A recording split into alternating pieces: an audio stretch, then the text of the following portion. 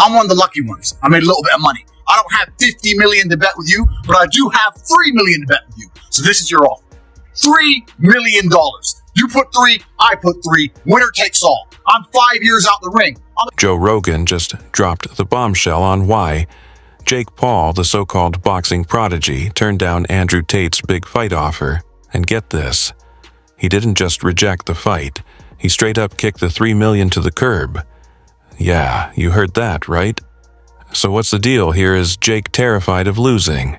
Or does he only box when the odds are conveniently stacked in his favor? If you want to fight, you want to send a contract, send one to me. I will take a few weeks break from living my retired life to kick the living out of a goofy, entitled dickhead like you. You know my name, Andrew Tate. Google it if you want to know more. Any day. But don't worry, I'm going to break down all the reasons behind Jake's reject C. The savage callouts from Andrew Tate and how Joe Rogan T into Jake's play. It's safe strategy, buckle up, because this story is packed with drama, ego, and some hilarious truths you won't want to miss next. As a boxer? Yeah, there's no doubt about it. And listen, what Jake Paul has accomplished is he's fighting old guys. Yes. He's fighting, all he fights are old guys and whatever. But listen, say what you want, he wins. And he makes money. So he's doing his thing. Go. Work. Come on, keep on. Come on, fight. Make it.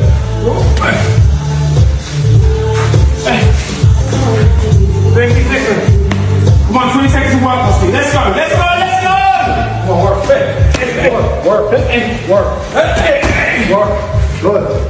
Work. 10 seconds. Work.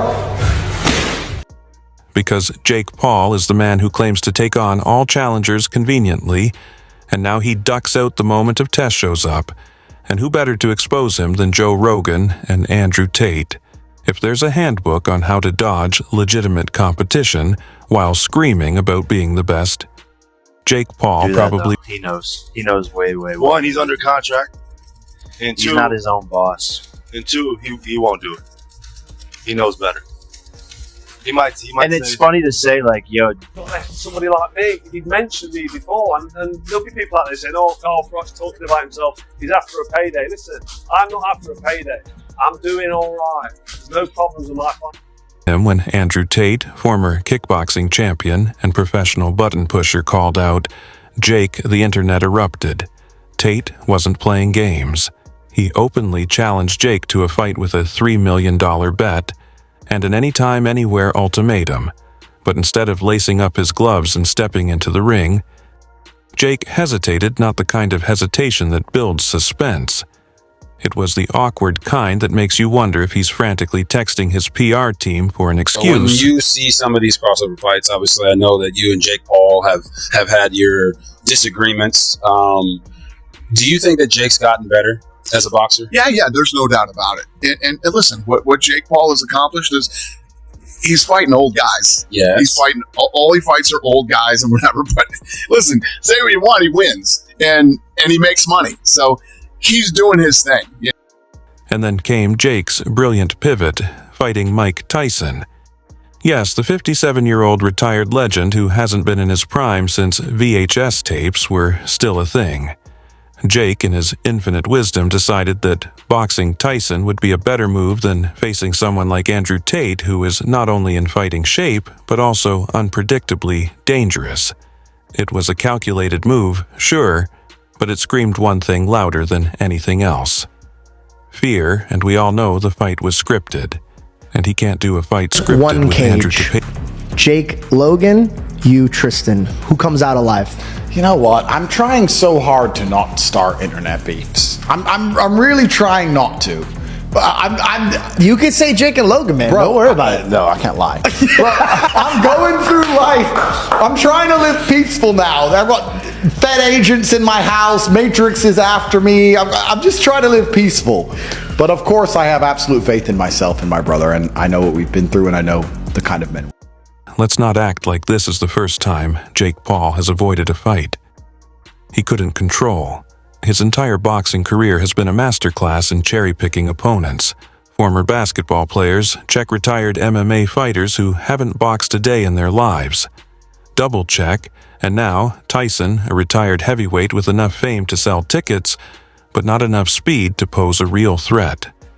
It's a pattern so obvious that even Jake's most loyal fans are starting to notice.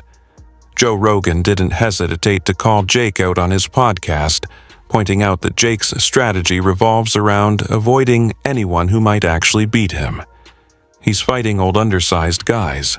Rogan said, summing up what everyone else was already thinking. Jake Paul doesn't want to fight.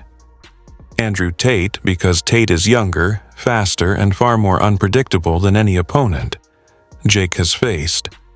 Rogan even went a step further, saying that Jake's reluctance to face Tate shows he's more interested in preserving his record than proving himself as a legitimate fighter. Andrew, fighter, legitimate, badass motherfucker, strong mentality. Sorry, Tristan Tate is a weakling. I say let's fight. He got a bad shoulder. He's shaped like a gingerbread man. I don't want no beef, but that's delusion. PFO will set this up. Uh-oh. A MMA double tag team match. 10 million for everybody. You might have a Now, let's talk about Andrew Tate for a second. This isn't some washed-up internet personality looking for a quick payday. Tate is a former kickboxing world champion with a chip on his shoulder, and a point to prove he didn't just challenge Jake Paul, he practically dared him to fight his $3 million bet. Wasn't just a publicity stunt, it was a statement. Tate knew Jake wouldn't take the fight, and he wanted to make that fact as public as possible. Tate didn't stop at the initial call-out either. When Jake Paul ghosted him, he doubled down, calling Jake out again, and pointing out the painfully obvious Jake's entire career is built on fighting opponents. He can script, there's a difference between training and being a fighter. Tate said, throwing one of the most savage truths at Jake's entire existence. Prime, fighters destroy hobbyists. Next voice. Jake's silence after Tate's second challenge was deafening for someone who never shuts up when it comes to hyping his fights. Jake suddenly had nothing to say. His fans, who had been hyped about the possibility of a Paul-Tate showdown, were left scratching their heads. And if this feels like Jake just got rocked by a verbal 1W combo, then slip the jab and smash that subscribe button, because this saga is delivering more hits than Jake ever will in a real fight. Let's break it down. Jake Paul chose to fight Mike Tyson instead of Andrew Tate because Tyson is safer. Yes, Tyson is a boxing icon, but let's not ignore the fact that he's 57 years old and well past his prime. Jake knew he could control the narrative in a Tyson fight. He knew it would sell pay-per-views because of Tyson's name, not because it would be a real challenge. We all know that fight was scripted, and most importantly, he knew it wouldn't put his